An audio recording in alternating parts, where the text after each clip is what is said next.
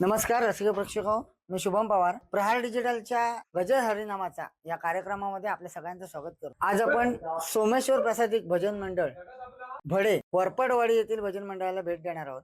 आपल्यासोबत त्याचे बुवा आहेत प्रकाश रामचंद्र सुर्वे. आपण त्यांच्याशी चर्चा करणार आहोत. नमस्कार बुवा. नमस्कार. प्रहार डिजिटल मध्ये तुमचं स्वागत आहे.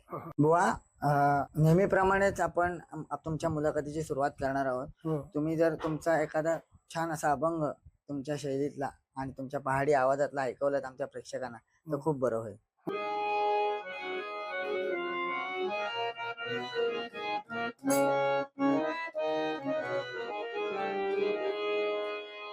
ज्ञानाचा सागर सखा माझा ज्ञानेश्वर,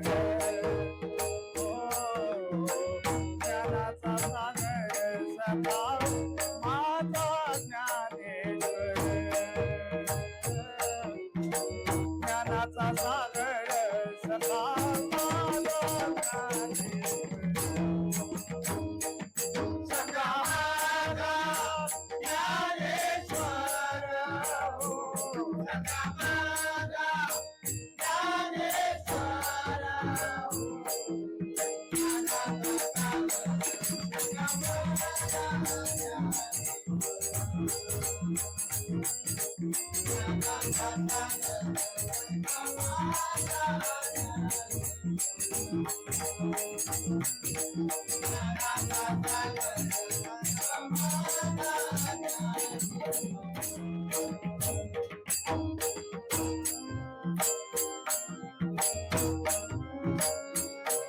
पैसे करी माझ्या भावा, पैसे करी माझ्या भावा, पैसे करी माझ्या भावा, पैसे करी माझ्या भावा, पैसे करी माझ्या भावा, पैसे करी माझ्या भावा, पैसे करी माझ्या भावा,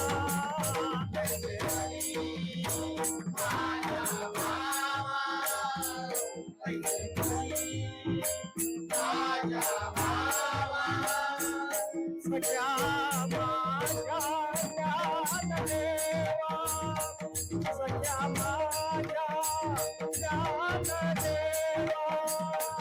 सख्या माझ्या ज्ञानदेवा,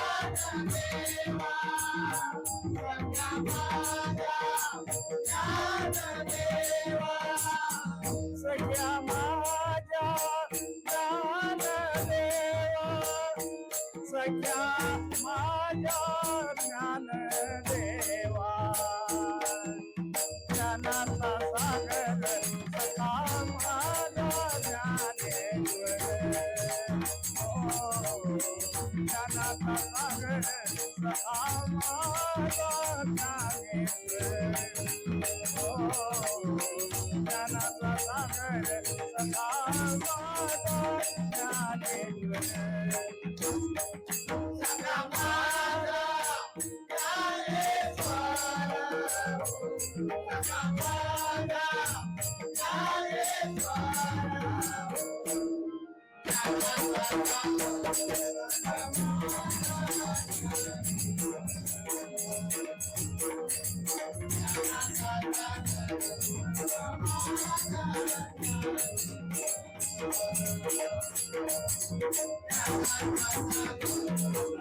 माझा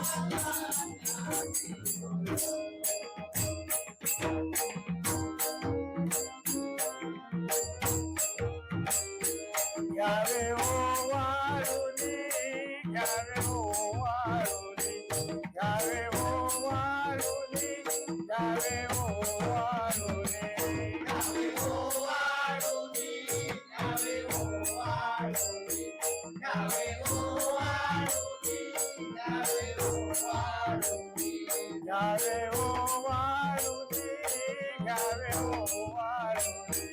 यावे ओ वारुणी, यावे ओ वारुणी, यावे ओ वारुणी, यावे ओ वारुणी, यावे ओ वारुणी, यावे ओ वारुणी, यावे ओ वारुणी, जन्मोजन्मी म्हणे झाली जन्मोजन्मी म्हणे झाली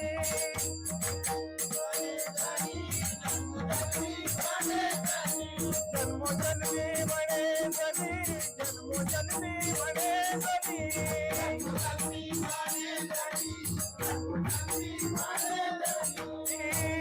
ज्ञानाचा सागर सखा माझा ज्ञानेश्वर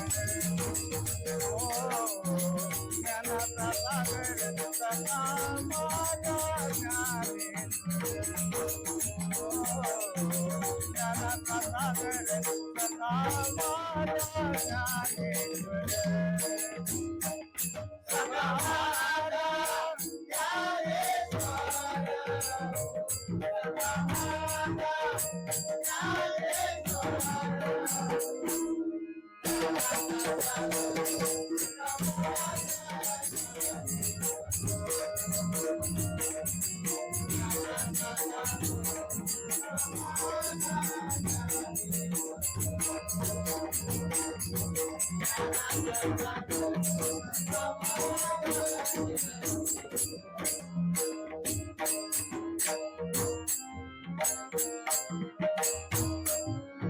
ऐसे करी माझा भावा ऐसे करी माझा भावा ऐसे करी माझा भावा ऐसे करी माझा भावा सख्या माझा ज्ञानदेवा सख्या माझा ज्ञानदेवा सख्या माझा ज्ञानदेवा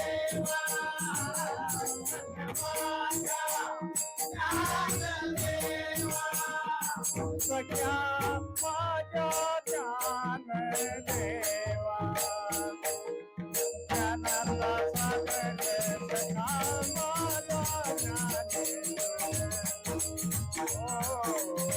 ज्ञानाचा सागर सखा माझा ज्ञानेश्वर ज्ञानाचा सागर सखा माझा ज्ञानेश्वर ज्ञानाचा सागर सखा माझा ज्ञानेश्वर सखा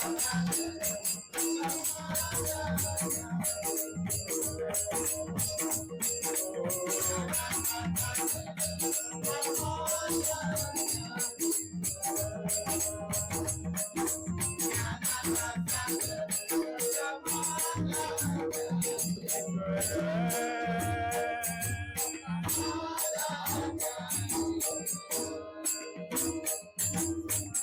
भजन क्षेत्रात आल्यावरती तुमचा प्रवास कसा होता? काय आमच्या परंपरा आमच्या पंजोबापासून ही भजनाची परंपरा आहे. हा. परंपरा आमचे पंजोबा झाले, आजोबा झाले, वडील झालेत, हा. आमचे मोठे बंधुराज हे आमचे भजन करायचे. हा. आणि नंतर मग 75 सालला हा. मी सुरुवात केली भजनाची. हा. 75 साललाच पहिलीच डबल बारी माझी झाली कशाळला, हा. गाडी बुवा हा. त्यावेळेस. तर तिथपासून ह्या भजनाच्या ह्याच्यात नंतर मग बऱ्याच भजनं झाली, बऱ्याच बुवांबरोबर सगळ्यांचे भरपूर झाल्या पुष्कळ.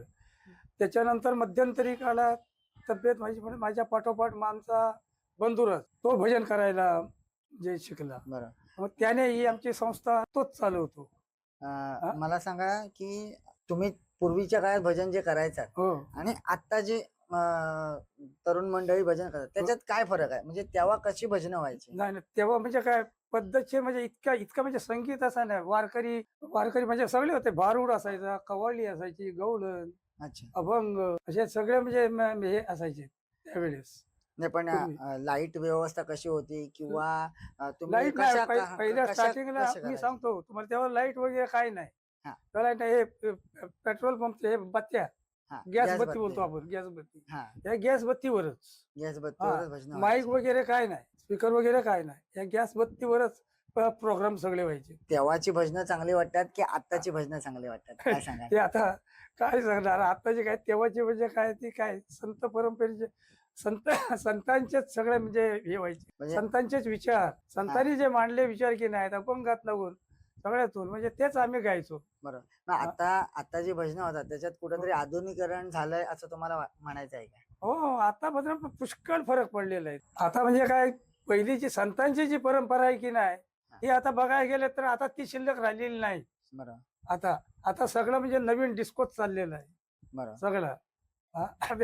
संतांची फक्त नावं घेतात, बरोबर. नावं घेतात, पुढे काय नाही. तुमच्या मते आत्ताची भजन परंपरा जी चालू आहे किंवा आता जे परंपरा चालवत आहेत हो. त्याने कशा प्रकारे ती भजन परंपरा चालवली पाहिजे काय तुमचं मत आहे? आमचं मत एकच, प्रत्येकाला आम्ही हेच सांगतो, भजन तुम्ही करा, चांगले सगळे कलाकार व्हावे, इतकी म्हणजे चांगली आनंदाची वार्ता आहे. पण हरिनाम परमेश्वराचं नामस्मरण हे सोडू नका तुम्ही.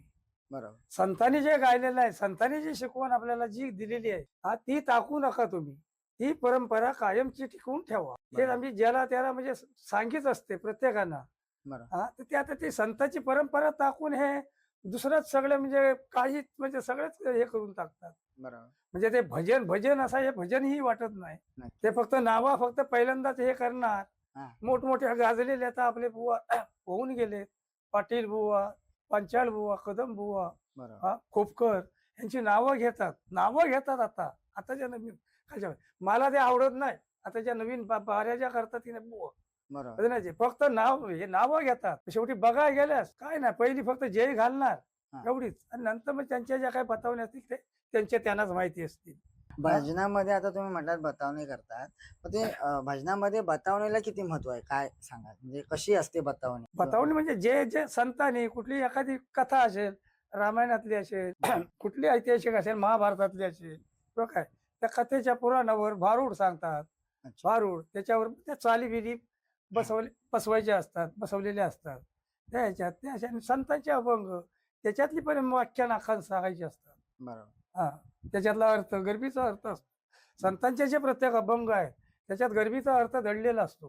तो मुख्य पाहिजे. म्हणजे आधी जो म्हणणार आहे, आपण बुवा म्हणणार आहे, बरोबर. त्याला आधी त्याची माहिती पाहिजे. बरोबर. मी अभंग नाही तर नुसता अभंग म्हटलं की झालं नाही. बरोबर. त्या अभंगाचा अर्थ एखाद्या विचारला की काय बाबा हा अभंग म्हटलास तू, त्याचा अर्थ काय, तो जरा मला समजावून सांग. मग तो समजावून सांगता आला पाहिजे. बरोबर. कुठलंही गाणं, बरोबर. अभंग म्हणा, काय भारूड म्हणा किंवा गवळण म्हणा, काय गजर म्हणा, काय जे म्हणा, हे जे सगळे भजन आपण जी गाणी म्हणतो, तर मुख्य म्हणजे आधी त्या गाण्याचा अर्थ आपल्याला पहिला पाहिजे, माहिती पाहिजे. एखादा फटकन कोणी विचारू शकतो, अरे तू आता गजर बोललास, तू एक गवळण बोललास, बरोबर. त्याची काय अर्थ काय त्याचा. बरोबर. त्याचबरोबर तुम्ही आज एवढी वर्ष साधारण तुम्ही भजन करताय, बरीच वर्ष झाली असतील तुम्हाला भजन 75 पासून आता मोजा, 85. 84 85 या दरम्यान आकाशवाणीवरती पण होतो. 2-3 प्रोग्राम, 3-4 प्रोग्राम झाले. म्हणजे 85 मध्ये. तुमचा अनुभव हा खूप दांडगा आहे. तुम्ही जे भजन करत होता त्यावेळी हो. त्यावेळेला तुम्हाला भजनामध्ये असा कुठचा अनुभव आलाय का की जो तुम्ही अजूनपर्यंत जपून ठेवलाय, तुमच्या गाठीशी बांधून ठेवलेला आहे, असा कुठचा अनुभव आलाय तुम्हाला? अनुभव म्हणजे हेच हरिनामाचाच, परमेश्वराच्या नामस्मरणाचाच अनुभव. बुवा भजनांमध्ये जेव्हा बारी असते तेव्हा त्याचे 2 प्रकार असतात, बारी भजन होतं आणि एक सोंगाडी भजन होतं. त्याच्यामध्ये काय फरक आहे? सोंगाडी म्हणजे असं आहे, आता एक समजा भजन बसलं, हा. आपण आता भजनाची बारी आहे, आपण बारी बसलो, सोंगाड्या भजन म्हणता म्हणजे बरोबर आहे. काय काय त्याच्यात ते हे करणारे असतात, राम नाम घेणारे हे थोडे असतात मग. हा. आणि काय काय म्हणजे अशी ही सोंगा काढणारे म्हणजे असे ते बाहेरून ते त्यांची मग ही करीत राहणार. अच्छा. ते टिंगल मस्करी हे करीत राहणार बाहेरून. इकडे आपण जरी भजन करत असलो तरी काय काय जे आहेत की नाही, टगे म्हणायचे आता, ते असे ते बाहेरून ते मग हे करीतच राहणार. ती एक परंपराच आहे, ती पूर्वीपासूनच आहे. अच्छा. म्हणजे ती परंपरागत ते चालत सगळ्यांची काय काय बघा, आता मोठ्या मोठ्या बाऱ्या, आता डबल बाऱ्या जरी बसल्या की नाही तरी आता पब्लिक चौशीकडून पब्लिक सगळं म्हणजे किचाहाट करीत राहणार. आता बघा भजनाच्या परंपरेमध्ये आता तरुण पिढी ही समाविष्ट होते. हो. आता नव्याने येणाऱ्या पिढीसाठी तुम्ही काय सांगाल, काय मार्गदर्शन? आमचं मार्गदर्शन फक्त हेच, नवीन पिढी जी येणार आहे की नाही बाबांनो, आता जे काय बाकीचं काय वाईट धंदेचे काय असतील की नाही, हे टाकून देऊन परमेश्वराचं नामस्मरण करा तुम्ही. हे हरिभजन करा, कीर्तन करा, काही करा, पण परमेश्वराचं नामस्मरण घेऊन त्याच्यात जो काही आनंद आहे तो इतर कशातही आनंद नाही. नुसते मोबाईल घेऊन त्याच्यात आनंद नाही. बरोबर. पण ते मुखातून जर हरिनामाचा परमेश्वराचं नामस्मरण येईल बरोबर. तरच 4 दिवस आपले जास्त जातील पुढे. कुठलाही तुमचा आणखी कुठलाही आजार असू दे, काही असू दे, त्या भगवंताचं तुम्ही नामस्मरण करीत बसा. बरोबर. त्या तुमच्या डॉक्टरच्या औषधा ती राहू दे बाजूला. पण त्या नामस्मरणात इतकी नामस्मरणात ताकद आहे. आमचा धंदा तोच काही आमचा. आता आम्हाला विचारा, आमचे पुतणे आहेत, भाऊ आहेत, सगळे जे आहेत. आता 2-3 वर्ष झाली मलाही म्हणजे हृदय विकाराचा आघात झाला होता. कोल्हापूरपर्यंत गेलो, म्हणजे ताबडतोब भयंकर म्हणजे पाळी होती. ताबडतोब म्हणजे ही करायची होती, बायपास करायची होती. नाही, माझा भगवंतावर विचार, त्याचंच नामस्मरण करून मला काही वाटलेलं नाही, काय नाही सगळं. नंतर मग औषध चालू केलेली, 1 वर्षाने पुन्हा चेक केला. पुन्हा डॉक्टरच बोललेत कोल्हापूरचे मोठे की बाबा हा पेशंट तो आधी हसायचाच लागला. रिपोर्ट तुमचा बरोबर आहे, ऑपरेशन करायला पाहिजे, पण आता म्हणतो आणखी म्हणतो जरा एक रिपोर्ट करून घ्या म्हणतो पुन्हा. नंतर मग ताबडतोब नाही केलेलं, आम्ही थोड्या दिवसात केलेलं, 6 महिने केलेलं. तेव्हा कुठे काय नाही, किती होते, किती यांना विचारा किती हे होते ब्लॉकेज. 90-90 पण होते. ते कुठे नष्ट झाले, त्या भगवंताची कृपा. आणि त्याच्यानंतर माझा वारसा जो जपलाय तुम्ही, तोच तुम्हाला कुठेतरी त्या वेळेला उपयोगात पडला असंच म्हणावं लागेल. खूपच छान असा अनुभव तुम्ही आमच्या प्रेक्षकांना सांगितला. त्याचबरोबर भजनात तुमच्या मुलाखतीची सांगता करताना किंवा मुलाखतीचा तुमच्या शेवट करताना आपण तुमच्या एखाद्या छान अशा गवळणीनं करूया. तुम्ही आमच्या प्रेक्षकांना एखादी गवळण ऐकवलात तर खूप बरं होईल. चालेल. बाई झप झप उचला पाऊल ग कृष्ण आडवाळे, गोपाळ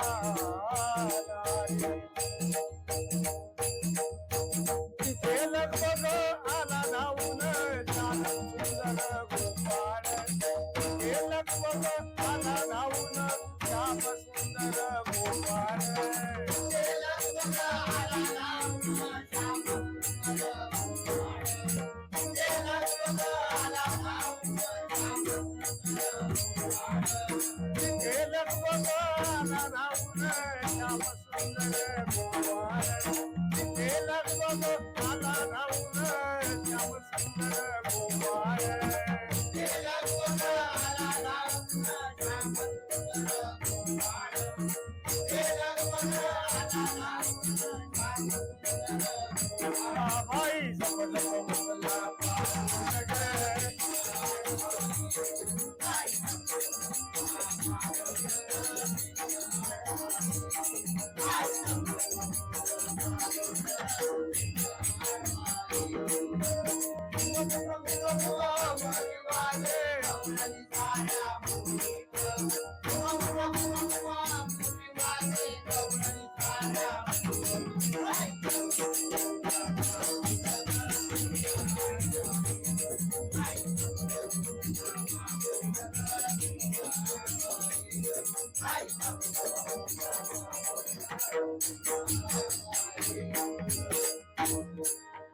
लपुनी छपुनी तुम्ही कागे जाता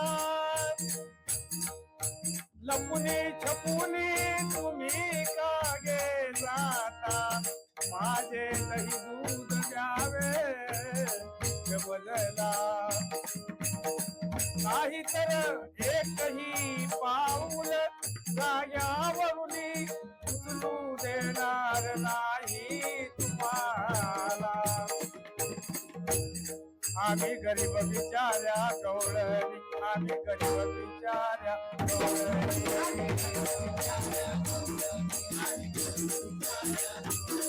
आम्ही गरीब बिचाऱ्या गवळणी गरीब बिचाऱ्या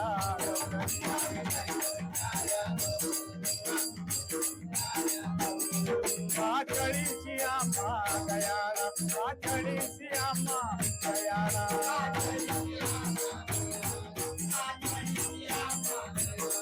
पाचळीची आम्हा गयाला पाचळीची आम्हा गयाला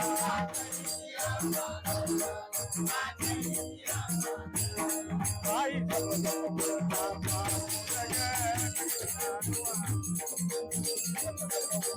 पाऊलग